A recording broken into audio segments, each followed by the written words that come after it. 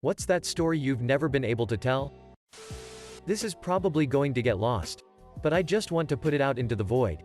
I'm a recovering drug addict. I dropped out of school but would still show up on campus to pick up drugs or meet people. I was sitting outside the cafe one night waiting on some pills. I weighed 100 pounds soaking wet and hadn't eaten in days. There was this girl in the honors program with me when I was still enrolled. And we had many classes in that program together. She was a unique young lady. My friend and I bullied her in the past and didn't try to hide it. She walked by and asked me how I was. And I was so clearly sick. There was an awkward silence and she asked me if she could buy me some food. She took me into the cafe and bought me a cookie. I said thank you and we parted ways. I cried so hard that night. I was overwhelmed with guilt and gratitude and shame. I never saw her again. That was about 8 years ago and I remember it clearly. Down to what I was wearing. I don't remember her name. But I will never forget her kindness. It was a bright moment in an otherwise sad time in my life. Wherever she is, I wish I could thank her. I found out when I was 28 that my dad's side of the family had been in the witness protection program my entire life, and that their names were not what I had been told. I work at a cinema and while doing a general check that everything is operating smoothly. A peculiar movement caught my eye. This particular session was a Father's Day session for Pixels back in 2015. The entire crowd consisted entirely of fathers and their young children. Except for the young couple fucking in the back row. Poor, innocent 16-year-old me, fresh on the job, was gobsmacked and I froze much like a deer in the headlights. I couldn't bring myself to give them the old, "Hey please stop fucking thanks." So the manager gave them the awkward tap on the shoulder. Cut to the end of the film. The manager and I are at the exit waiting to see the faces of the culprits. Straight out the door, operating at some serious pace, is my sister's best friend and her boyfriend. Both, surprisingly, were clearly in a great mood. Until she made eye contact with a stunned Ethiopian. No face has ever gone from all smiles to utter horror so quick. Edit. Grammar. About 6 months ago, I was very close to suicide. I actually was about to do it. Thinking about killing myself, and at one point I had agreed to myself I would end it. I got home that night and it was just me and my cat as my fiance was at work. My cat. I think she knew I was sad. And she never sits in people's laps. Sat up in my lap and proceeded to flip on her belly and play wrestle with my hand. I broke down for about 3 hours. My fiance came home knowing none the wiser. But had brought my favorite dish from her work. Brewery. 'Cause she knew I was feeling down. I've never told her that was the night I decided not to pull the trigger. Just wanna put a little edit out there. Y'all are all too kind. I tried replying to as much as possible, and it's good to know there are so many kind souls out there. If you ever feel the same way I did, be sure to find someone who will listen. It can be me if you want. Or the suicide hotline. Anything. Just know the world is a better place with you in it. Stay strong. I didn't know this until after. But apparently when you're a raging alcoholic you lose out on REM sleep. Lose out on enough REM sleep and your body forces you to kind of dream while awake, leading to auditory hallucinations. I'm at my job and the week before found out that if I only drank in the morning and not also at lunch, I'd get the shakes before the end of the day. I skipped a couple lunch drunks and started hearing things at the end of the day. Problem was, I didn't know I was hearing things. First day, I hear the Wheel of Fortune chant coming from a meeting room. A lady walks by and I ask her if she hears it too. I'm sure she had no fucking clue what I was asking. Second day, I hear chanting for someone named Erica in the conference room.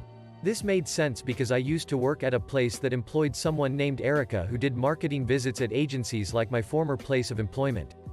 Third day, I'm at home and I hear my roommate yelling at me. Yeah, he's being a pussy because his dad smoked a cigarette. My dad used to smoke and had also had a heart attack recently. I thought he was shit-talking me, so I yell from my room. I said heart attack, not cigarette, you bitch.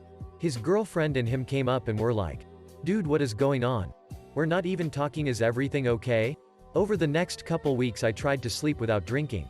But I ended up sleeping 1 hour or so.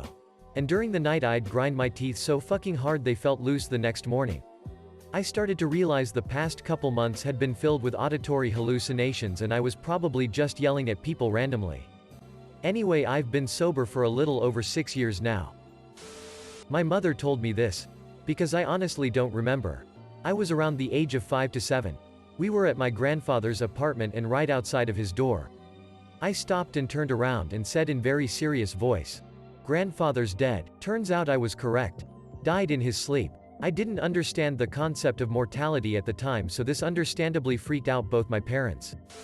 When I was a college freshman, I tried to boil 3 eggs, then fell asleep. I woke up to a smell. I went to the stove and the water was completely gone from the pot.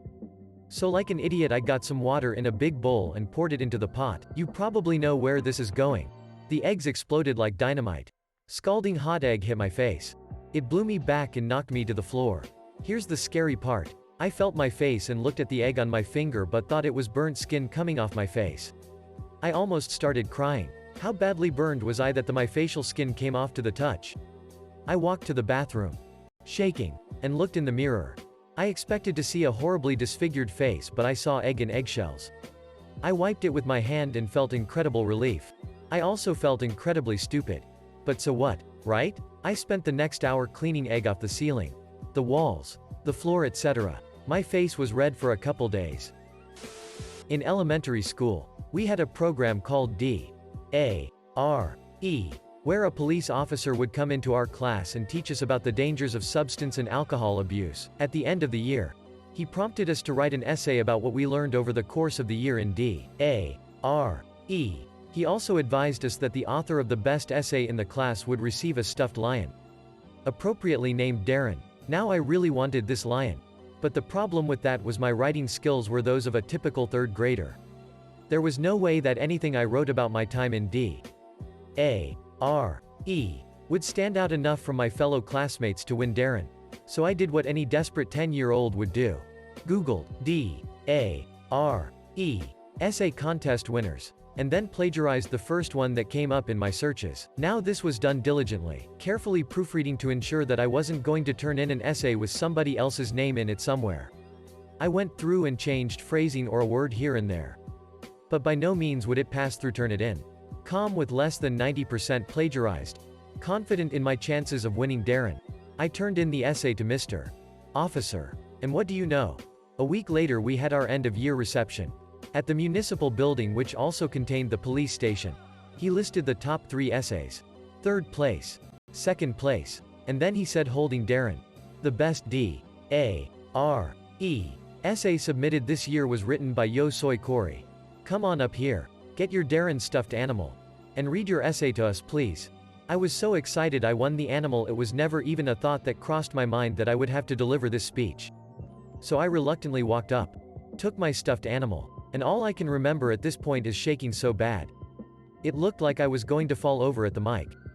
All of my classmates, all of their parents, and the entire local municipality's worth of police officers with their full attention on me. A 10-year-old little fraud of a student. To this day, it's one of my most shameful moments. And I still have Darren sitting on my desk for discouragement from copying others' work. Remember when the world was supposed to end in December 21st, 2012? That night a bunch of my friends and I were hanging out in my apartment, smoking a lot of weed and playing games. We made a bunch of jokes about the world not having ended. I was pretty young and dumb, so I actually had some anxiety about that. It felt good to laugh it off.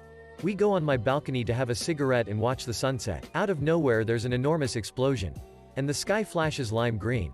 We all stop talking and stare as the sky flashes green, pink, yellow, and there are these crazy indescribable crackling noises. I'm stoned as a bitch and I decide this is it. It's happening. I go into emergency preparedness mode for the alien invasion and for some reason start filling my bathtub with water. I think it was so we'd have water to drink if we were hiding from aliens and the water lines got interrupted. I'm stupid. We all run around yelling and freaking the fuck out for about 5 minutes while the sky continues to strobe neon colors. So what had happened was a transformer blew somewhere nearby. No idea that this was what happened in that circumstance, but due to the date, I was not the only one to lose it. My mother was out and one of her companions fell to her knees and started praying the rosary for the second coming when the sky started changing colors. Never found a good time to share that story, but it cracks me up and I still catch shit for the fucking bathtub. 6 years ago, I was in Svalbard, walking to my accommodation out of town with shopping in light snow. Mid-winter. Little visibility. A guy on a snowmobile drives up behind me and asked where my gun was. They suggest you always have one for polar bears. I didn't have one. And he was like, "You crazy. Get on the snowmobile. There's a polar bear in town." So I did. Shopping bags and all. Lucky me.